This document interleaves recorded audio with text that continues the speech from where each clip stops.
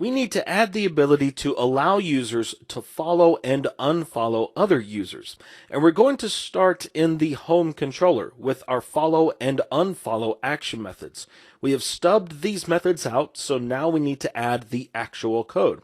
And the first thing we need to do is ensure that the user is logged in, because it's a little difficult for a non-logged in user to follow anyone. So we'll first of all check the isAuthenticated property. If the user is not authenticated, then we will redirect to the index action.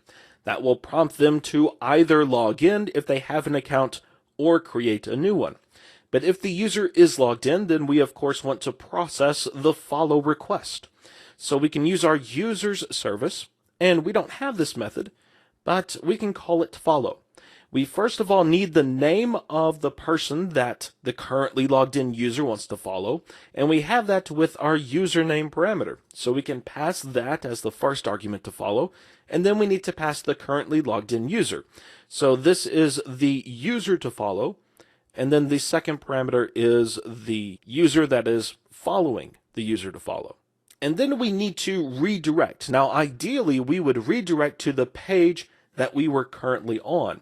But for now, we will just return redirect to action and then index. This is going to initially create a disjointed user experience, but we will fix that in a few minutes. The unfollow method is going to look almost the same, except that instead of calling this follow method, we will call it unfollow. Let's add these methods to the user service, but we'll first start with the iUserService interface. So let's go to Services, let's open up iUserService, and let's add these signatures. They don't really need to return a value, so they will be void, follow, string username, and then user follower. Unfollow is going to look almost exactly the same, except for the name of the method.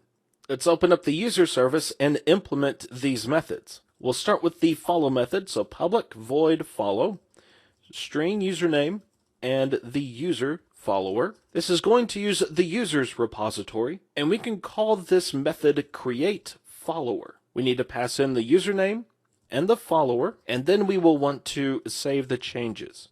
Let's copy this method and paste it because there's very little that we need to change. First, we need to change the name, unfollow, and then instead of create follower, we will call delete follower. And then of course we need to add these methods to our repository.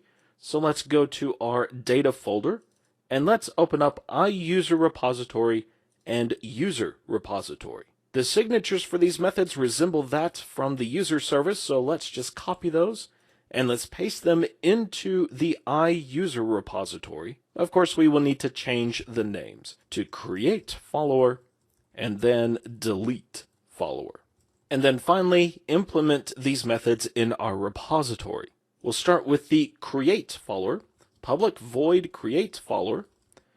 We need the username and the user that is doing the following. And first of all, we need to get the user object from the database for username. So var user equals get by and then username. Then we want to attach our follower. So dbset.attach follower. And then we will use our API, user.followers.add, and then we pass in follower. Let's also add the code to check if this is a shared context, and if it isn't, then go ahead and save changes. The delete follower method is going to look similar to this. It will of course have a different name, so change it to delete follower. And then instead of calling the add method on our followers collection, we will call remove.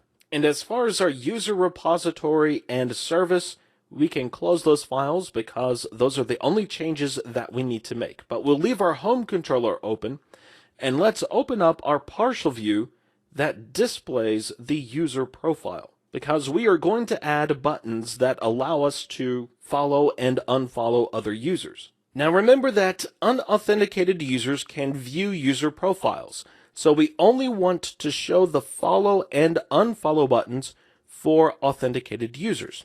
So the first thing we should do is check if the user is authenticated.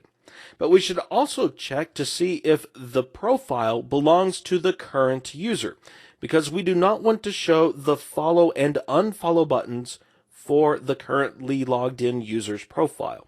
So if model.id is not security.userID, then we want to show the follow and unfollow buttons. Next, we need to determine if the currently logged in user is following the user of this profile. So we will use current user.followings, and then we will use the any method. And we basically want to check the ID. So if UID equals model.id, then we know that our currently logged in user is following the user of this particular profile. And we can use that to determine if we need to make a request to the follow method or the unfollow method. So let's call this variable route name, and is following. Then we want to display the unfollow button, otherwise the follow button. Then we need a form. We'll call this follow form equals html.begin route form. We want to specify our route name. Let's also pass some route values. Controller equals home, and then the action equals our route name variable. And then inside the form, we'll have a hidden field for the username, and we don't need to forget the anti-forgery token. And then finally, the submit button. Input, type submit, and then the value is going to be equal to our route name variable. Alright, so let's test this out. Now, in preparation for this lesson, I added some more users to the database. So after you log in, go to the profiles, and we see the follow buttons. Whenever we follow John Doe and go back to the profiles, then we can see that we can now unfollow John Doe. And so now that we're following John Doe, let's go ahead and let's test our timeline. So I'm going to open up another browser. I'll log in as John Doe. The username I chose was John Doe, and the password is password. And let's post a ribbit. This is my first ribbit. Let's ribbit. Let's go back to Internet Explorer, and let's go to the index, and we should see John Doe's ribbit. Now let's test the unfollow. So let's go back to profiles. Let's unfollow John Doe. That's going to take us back to the index. And of course, now we don't see his ribbit. So we've got that working, but now we need to address this user experience. We want to be able to, after clicking on the follow or unfollow buttons, go right back to our profiles. We don't want to go back to the index. And we also need to fix a bug with the logout, because we are still throwing the not implemented exception. So we will fix that as well. So let's first open up our base controller, because this is something that we want all of our controllers to have. And we are going to add a method called goToReferrer. This is going to return action result and the name goToReferrer. We're going to take advantage of the request object. It has a property called URL referrer. And if this has a value, it's going to have the URL that referred the client to a page within our application. So it's possible that this is null. So we need to check, first of all, if it is not null.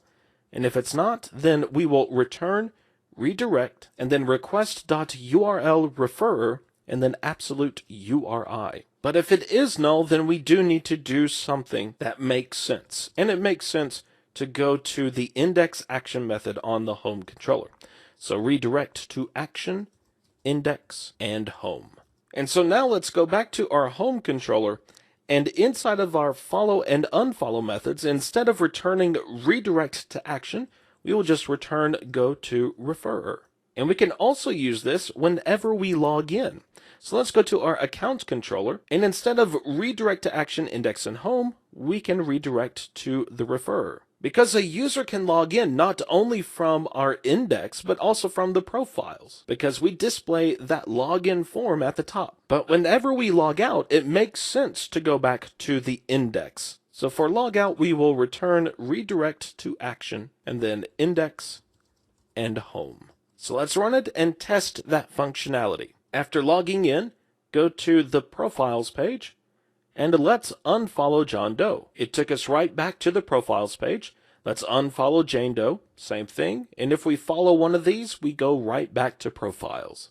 In the next lesson, we're going to implement the followers and the following methods. We have everything that we need to get those done. We just need to get it done.